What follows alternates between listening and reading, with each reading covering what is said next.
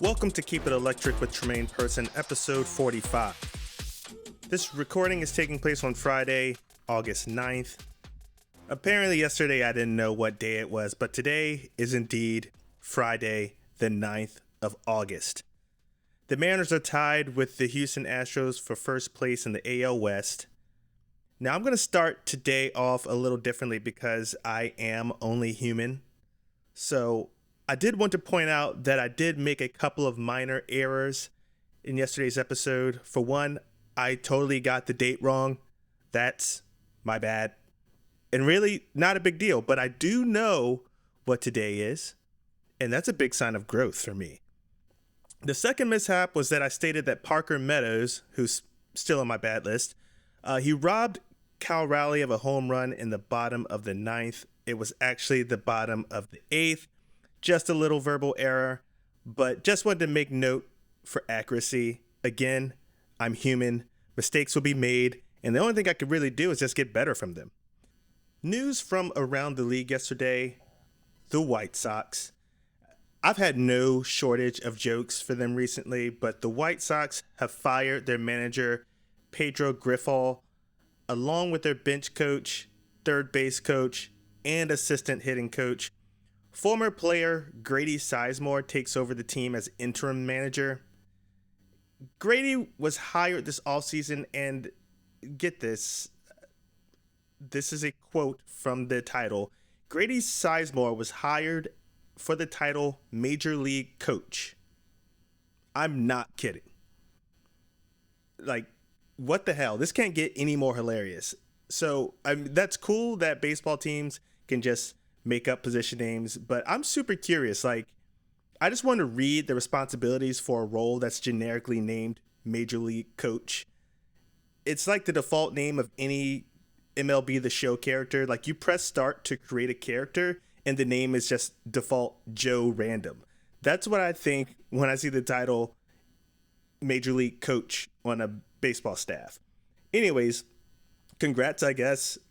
They're in order for Grady Sizemore for being promoted from Major League Coach to interim manager for the 28 and 89 Chicago White Sox. So Pedro, their previous manager, had a win percentage of .317, so the bar is set pretty low. He had a record of 89 and 190. So it's not like I really cover the White Sox, so I don't really know the ins and outs here. I heard that Pedro wasn't well liked, but he's not really the issue. The issue seems to be more on the management, more on the ownership, which really doesn't surprise me. That's generally how most of these franchises fall apart. The White Sox still have a long way to go if they want to turn that franchise around. No one should be holding their breath. Now on to the Mariners, because that's really what this show is about. They made a couple more shakeups with their major league roster yesterday. They optioned infielder Jason Vosler back to Tacoma and designated Jonathan Hernandez for assignment. This comes a day after he imploded on the mound in the top of the 9th of their Wednesday night matchup with the Tigers. Dressing down for the Mariners are reliever Edward Bizardo. He's coming back to the roster for the first time since he was optioned on July 12th. The other is the return of Dominic Canzone after missing nearly a month with a right adductor strain.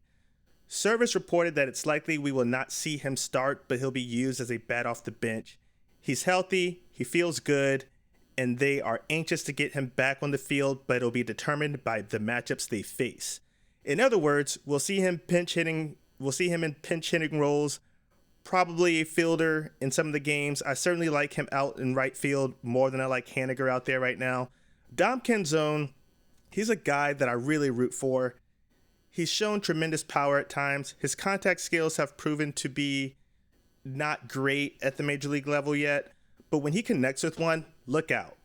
He's got really sneaky pop. I would love to see him make better decisions at the plate. Before his injury, he was chasing a lot of pitches. I think some of his at-bats, he looked very lost at the plate, and I can probably attest to that being a reason why we were already seeing less of him before his injury.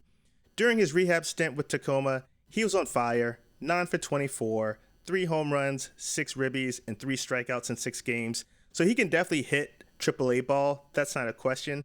Let's just see how he fares now that he's back in full health. We'll talk about last night's game after a brief break.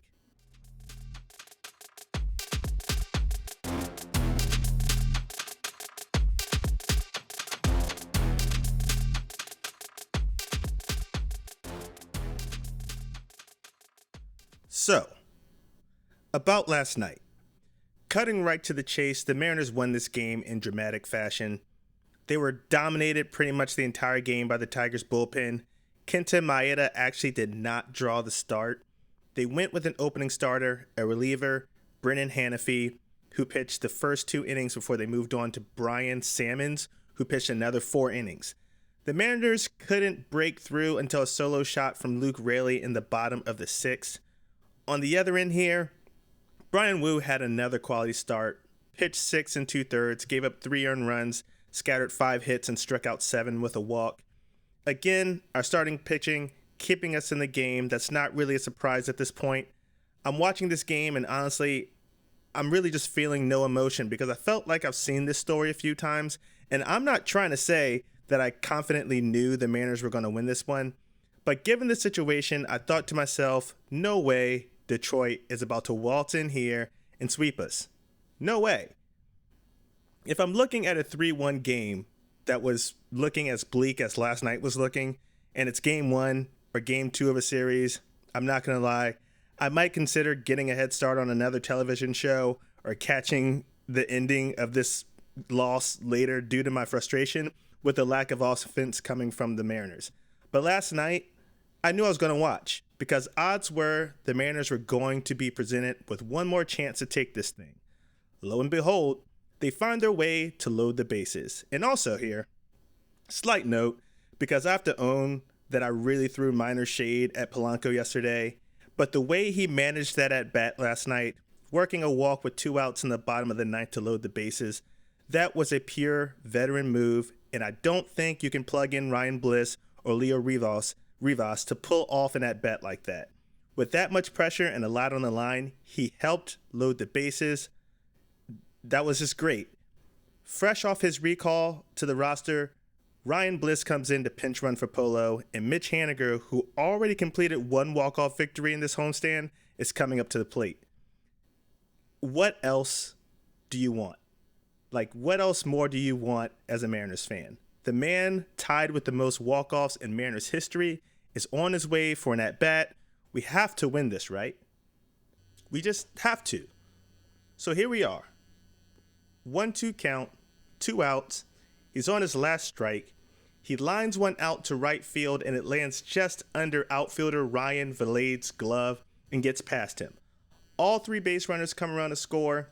The last one coming around, speedy Ryan Bliss, and the Mariners win this game 4-3. Mitch Haniger is crowned the walk-off king of the Seattle Mariners, and they salvage what honestly was just still a poor-performing 3-game set with a much-needed win. One stat that I saw here honestly really puts last night into perspective. Since pitches were first tracked in 1988, only one player in Major League Baseball has delivered a walk-off hit in this situation. Bottom of the 9th, bases loaded, down by multiple runs, team down to the last strike, and behind in the count. Mitch Haniger is the only player to have ever delivered on this, and that happened last night. So kudos to Mitch Haniger in a truly special moment for all of those in attendance for last night's game. So if we thought that series was rough, it might actually get worse because incoming we have the New York Mets. They're in for a 3-game set this weekend. Looking at this matchup earlier this season, I would have said that this should have been a series win. But the Mets have just moved into second place in the NL East behind the Phillies and are a half game up above the Braves. They were once considered sellers before the trade deadline, but got really hot and now involved in a highly contested wild card race. So this is a series both teams are going to want to win to help boost their chances at the postseason. The Mets will be sending out lefty Jose Quintana, who's looked really good in his last few starts, opposite Bryce Miller. We might see several former Mariners at some point this weekend. Luis Torrens, Jesse Winker, who they just acquired from the Nationals at the trade deadline, Ben Gamel, and Edwin Diaz, all returning to T-Mobile Park. Tonight's game kicks off at 7:10 Pacific, hoping the Mariners can carry last night's momentum into starting this series off with a win. Thanks for tuning in for another episode of Keep It Electric. Go Mariners!